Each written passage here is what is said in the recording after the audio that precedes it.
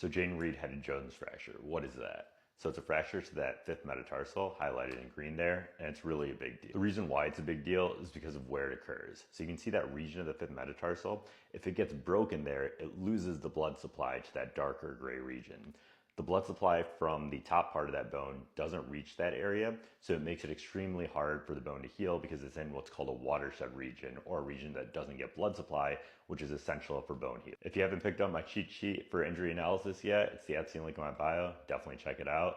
The average turn of play for NFL wide receivers when they have this Jones fracture, when they get surgical fixation with an intramedullary screw, is about 8 to 9 weeks. It can be as early as 6 weeks, but the issue is that Jayden Reed is not going with surgery right now, at least. He's just going with a non-operative approach in the boot. He was first spotted in that boot about 3.5 weeks ago, and reports are that he mispracticed the Wednesday before that. So let's say he's about 4 weeks into this injury. When we're talking non-operative approach, the mean for that's about 13 weeks. I'm assuming that it has to be a pretty mild fracture if they're going non-operative, and they're talking about him possibly being ready for week 1. Overall, though, I'd definitely be concerned for Jayden Reed missing the first couple weeks of the season, and I do think that puts Matthew Golden's stock way up. We talked about how even on the earlier end of surgical fixation, it's about a 6-week recovery.